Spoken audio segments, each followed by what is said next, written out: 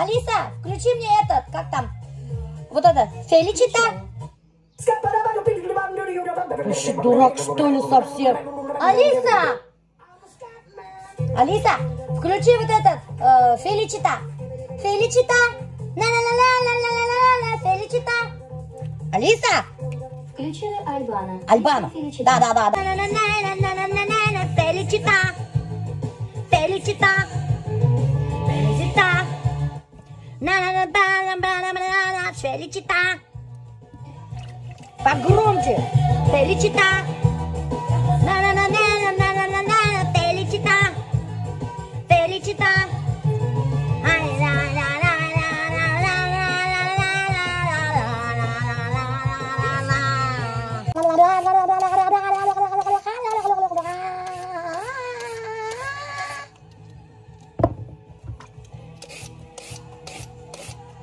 Откуда у меня любовь к ретро-музыке? Менің атайым қайталы элек и сразу уже біздің не бола тұрғаны мекелу, ну теге пластинканы өрілте тұрған. Неме болалу? Граммофон мекен, или пластина проигрыватель мекен. Короче, не инде. Шул аппаратура инде. Пластинка қоялайны. И күні бойы біздің үйде ойнай тұрғаны музыка. Вот это вот ретро-музыка. Но в то время-то это не ретро-музыка ведь для них была. Для них она была современная. И даже мы вот шоу музыка тоже пластинка включать таля, куяла, и прикиньте, был и когда бей тургайнак под эти песни, под Феличита, Modern Talking. Короче, у папы вот такая очень большая коллекция пластинок была. Всех ретро-исполнителей на то время звезд. Представляете, как было круто? И вот күн хайын шул музыка теге қанға хенган күн хайын шул музыка ойнаған. И вот с тех пор у меня любовь к ретро-музыке. Прикиньте. Хин башқұрт исполнителін шуны біләң өте мен білмейм. Олар айтылар, в смысле хин башқұрттың? Несекенде хин білмейм оларды. А мен айтам, в смысле нешеп мен башқұрт болғас обязана была слушать их, что ли? А где мне их слушать? У меня потом, я в деревне росла, у меня магнитофона не было. Телевизор қарарға біздің вақыт юғы. Кстати, и татарский, и башкирский эстраданы мен тыңлай башланы, когда я познакомилась только с Альбертом. Представляете? Смотрите, какая я ложку купила. Какую, то есть. Прикольно, да? Вот башқұрт қалағы. Башқұрт? Орыс қалағы? Орыс қалағы? Почему? Вообще орыстардан саққан қалағы? Олдай. Міне ұйғырларын қара, орыстарда кір шымды қалақ болған едік? Что, что? Башқұрт қалағы дей. Деревянная ложка просто. Я думала, башқұрттардан сыққан мұндай қалақ. Кругликом халдам хугам. Мен, кстати, всегда кругликом халам хугам. И потом прямо морковтарды шайып келешті шырам да. Эшләем, типа, өліш шумағында. Ну, өліш не буду делать. Типа. Жирненький такой бульончик. Картошканы дуртка бульдым, да и все. Арашка халам тоже. Вот такой вот супчик у нас будет вкусненький. Меня уже беркан ашашамахам уже туралмаем. Представляете, мне второй не надо, уже все. Мне второй надумаю, меня постоянно бульон горят. Бляха-муха, просто бердым. Вот тут где тут корочка была опять? Неке корочка андашаның ма? Басың жарам? В смысле, қайда екенсің? Қайда жоқта, у меня қай бар? Я бір жарам. Ну, а вторая корочка где? Нет уже? Я не знаю. Здесь корочка андашаның да бұттан.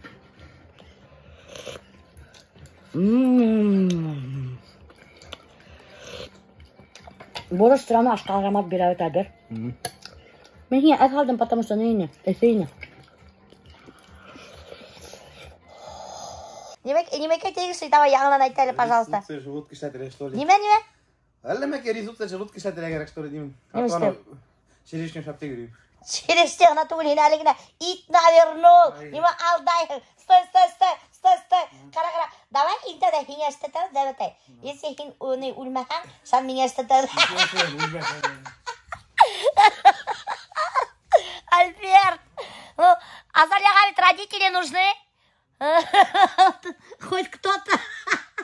Уф, тәуба, Алла мақтан. Қорқыныз хәл, Алла мақтан, тәуба. Yok, ну просто, если честно, доктор, был такой случай. Меня хилянылар, ана біздің мына Иглинола, Эргәлә күрше поселокта, бір Катынкай, нык химирган после родов. Очень сильно инде. И Ире, не знаю, из-за этого, мы bilmem неме өсөт, но говорят, из-за этого, из-за того, что он так сильно рассосал, ташлап, сығып кеткенде, развелся с ней инде. И она из-за этого очень сильно расстроилась, короче, в депрессию ушла. И решила она сделать резукцию, bilmem, вот это уменьшение желудка инде. Эшләткән и умерла. Прикиньте, что-то вот... Эта операция, между прочим, на самом деле опасная инде. Но что-то пошло не так там. У меня вообще голос начал пропадать. Видите, как голос пропадает? Один день голос появляется, другой день пропадает. Это когда я начинаю много говорить и громко говорить, у меня голос проседает и пропадает. Это я заметила после того, как я вот начала брать интервью. Я же там много ору, перебиваю всех. Как вы знаете, я люблю перебивать. И у меня на следующий день пропадает голос. Многие пишут мне, что я ору. Ну что я сделаю? Я люблю орать. Всех перебивать я люблю. Ты тоже заметил, что я перебиваю, да? Да, особенно мне не нравится, что ты человек сказал, а ты затем то же самое повторяешь. Да? Зачем? Как будто ты для тупых объясняешь. Че, я правда стрёмно одета, да, Рина? Нет, просто не то, что стрёмно, ты просто одну и ту же одежду, у тебя и кроссовки на все случаи жизни. Ну, у меня одни кроссовки, потому что... Самые первые люди вот на обувь смотрят, кстати. И где мне взять теперь? Сейчас опять возьму, опять Альберт скажет, у тебя столько обуви, сейчас опять кроссовки себе купила. Так много денег на одежду надо вообще. Я абсолютно сама внимание на одежду не обращаю. И раньше думала, что людям тоже пофиг на одежду. Оказывается, людям нифига не пофиг на одежду. Сейчас многие требуют с меня, чтобы я нормально одевалась. Даже вон артисты мне начали замечания делать. Ты когда рубрику свою снимаешь, поприличней к нам приходи, ты, да. Прикиньте, намеками. Думают, я намеки не понимаю. Да все я понимаю. Я поняла все. Ой, блин. А я не люблю одеваться. Я внимание на одежду не обращаю, понимаете? Мне абсолютно пофиг, в чем я. Мне самое главное интересно снять контент. А им, оказывается, надо мой внешний вид, моя одежда. И вот это меня просто бесит. Это столько времени и денег надо на одежду. Правда же? А тут бац, шорты одел, свою черную футболку одел, рахатная вертиката. Эти кроссовки я носила всю зиму, всю весну, всю осень, и сейчас все лето ношу. И ничего в этом плохого не вижу. А Риналь, он говорит, надо тебе кроссовки новые. Риналь, там меня... Я не буду больше рубрику «Один день со звездой» снимать и монтаж делать ты. Слишком мало на монтаж времени даешь ты, слишком много материала ты, вот, эту леген ты. Я знаю, что работы там много, знаю прекрасно. Ну, в следующий раз что-нибудь придумаю. Бандай аталар, коньяк, пиво, арақ. Саяртам, конечно же, достар. Алдым Гүлсімге Кустеновская сливки алдым. Сыр алдым. Тағын бір сыр алдым. Кустенестерімді көрсетейін әлі, потому что біләгірді, достар, көптер меня ядалар, что мы кустенес сыр юрим. Поэтому я сейчас теперь всегда буду снимать свои кустенесики. Мына екі пачка Орео и икмәк, достар. Гүлсім яшәйтінде ошу өйде. Адресini ярайға көрсетмей, потому что көрсетуге ярамай. И представляете, банда яшай Рустам Набиев. Это ты стильная, пора ходить кривого моторите. Я тоже так хочу одеваться. Все посмеялись над моей юбкой, прикинь, и посмеялись над моими кроссовками, что меня на летом, зимой, весной и летом одевают, короче. Сейчас я продукты закажу. В смысле продукты закажем? А что я еду? Нема yok, что ли? Как нема? Оста! Неменеге біреуіне жоқ, бұл неме о? Бір қатып өткен лаваш ята, бішкен ет. Нешеп әйтменің көкей ашарыне жарытты. Ну давай көкей жарытты ашайы. Қарағыз достар, көкейлер әсәхе ауылдан көкей берген көйтіп, құтарған сайтып. Давай хотя бы көкей ешінсі жарытты ашайға әлі. Икмек алдым, ошы асықтым. Так, достар, әр ревизия штеп сығалып, залында неме өтгерген екен. Вот такой уютненький стал. Вообще. Очень уютный. Короче, достар, Гүлсімге әйткен, меня срочно ошундан халаттан купальник тік әйткен. Представляете, бұл бақыр. Представляете, қырқып, үнәлер алған, теге отырған. Мыналардың спальняхы. Смотрите, какая красота. Палас тушагандар. Элек палас югын. Мына все-таки достар, мына кимдар айта палас бугума керекми деп? Керек. Сразу же вот светло стало и уютно. Очень красиво. Это вот входная группа достар. Вот тут шкафчики стоят. Так, и туалет. Меня уже румтур достар иштаганым бар. Вот такой вот туалетик. Вот, ванная комната, уютная. Была кухня, уже курдюгер. Все круто, обалденно. Все такое в приглушенных тонах. Ариараталар, минимализм. Ну, хотя бы на гульдар, недар, у вас уютно был кеткен, да? Вообще. Рафис, видеомейкер, Гульсумен эшлей. Сағатына 5000 алады, прикиньте. 5000 сағатына алады. Представляете, ма? Вот, меня попросила штатив қойырға. Надеюсь, у меня нақсалма. Гульсум, бұнда помидор жар. Помидор ма жартен кукайды? Вкусно будет, просто доверься. Вот. Вы любишь играть? Вон, на макеточка. И, кстати, еще подрабатываем мужем на час. Ага. Короче, Азамат үйде болмағанда, Азамат, присмотри, сен үйде болмағанда, сенің үйіңде рафис ужа болып жүр. Шторалар подправлять етті. Көрдің ме? О, қарағдар, офигеть. Қалай деп упаковать деп қойған. Гречка, рожки. Нифига себе. Натур ғана етіп.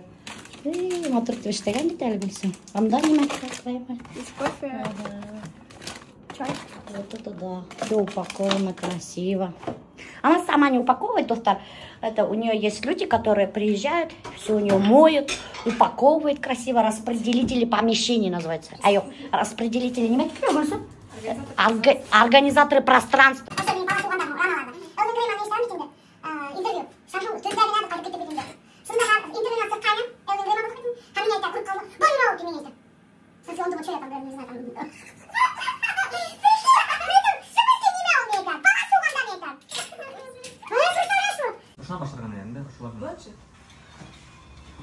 Короче, очень красиво, ее надо снять очень сексуально это. А мне надо снять очень стрёмно это. Понятно? Она, ну вот тут, видишь, оно слишком короткое, но немножко нам подлиннее надо будет делать. Она очень, так говорю, уже прям тоже замедленно, а потом шап-шап, потом опять замедленно шла. И очень сексуально, поняла, да? Да! Ну не макет, ты не сказала, что я не макет, что ли? Ладно, попробуем. Вот что мне приготовили. Кукейки мои любимые. Все знают, что я люблю кукейки. Где бы я ни была, я ем кукейки. Обычно что я с волосами делаю, потом Илюша это делает. А то с моим базырем. Будем говорить, да. Еще ты говоришь, Азамат Казанға кеткен, бұл уже ғырауытыра кезгенін көрсеткен деп. Вот видели тут так? Азамат видел, что происходит, когда тебя нету дома? Что хотел? А что хотел? Хотел поснимать ее.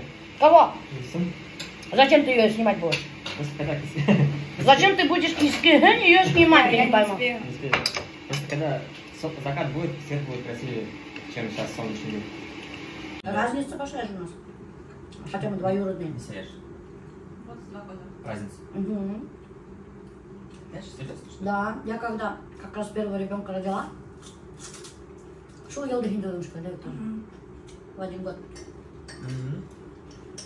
Мы двоюродные. То есть, получается, у тебя больше 40, что ли? Не 44. Элек голову. Асар алтыға қамын тушы ұшылай енді. Ұшылай, прям ұшылай, ұсын ұшы үйретіған. Үші бұйға бәләкейді, ұшы ұшылай. Асар алтыға өте. Хам тұрып кетер, ұшында тамақ ятатырған. Салат, рашкилар, икмәк вақты.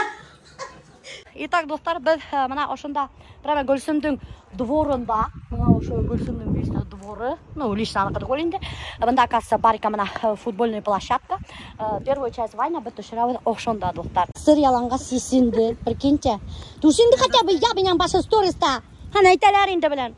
Қалай, башкирский домохозяйканың уятты хіңлелері бар тип. На самом деле, меня Миляша пораздела собаку. Нет, это неправда. А что у тебя слитный купальник? Надо, чтобы открыть. О, смотрите, какая фотомодель. Вот это да. Өзімдің дворымда ұятқа қалып жүремін. Менен иттелерімді өткен ай. Ярай, зато фигураң бар, енген башы білен.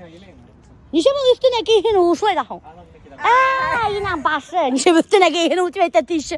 Вот, Гульсум, у тебя фигура офигительная. Ты, мне повезло. И Азаматқа повезло. И Азаматқа повезло. А тебе не повезло. Гульсум, весь заказать, конечно, теннисный мячик-то. По сценарию Вайны Улдырга тоже керек, доктор. Обязательно Вайнды оцените. Еллемәгір үлгідің юрекке батырға бармақтарғызды еллемәгір. Комментарийдар еллемәгір, доктор. Сүнки, доктор, на самом деле, біз от всей души, әлі несе сағат, біз месяц готовились, уже образ Гульсум придумала. Арендағы әйфердер алды, мящиктер алды. И ней, әзірләді дейді. Инан башы қаранауында балалар көп ме Гульсум? Не надо давай. Қара бұлар оялды, инан баштары. Потому что анауында балалар елғанда аптырап қарап тұралы. Психам, болмақ керек. Тебя потом папаң ничего нам не скажет, сенің атайын Гульсум, за эти съемки. Что-то меня уже страшно, Фәнила қайдан попадет бізге бляха-муха. Вы такое меня жаба еще не видели. Секси. Ателье Нигмак Шоп. Заказывайте прямо. Да, вообще. А сестры мы что-то Гульсум, мусай буханма? Да? А? Да, нормально. Мы сейчас идем играть в профессиональный теннис. А мне ракетка не баша. Может, вообще без шубы надо было, ребят?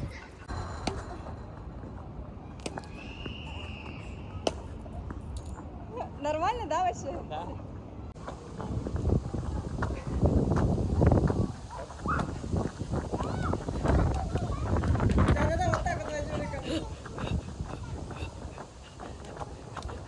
Трусы гурнахан.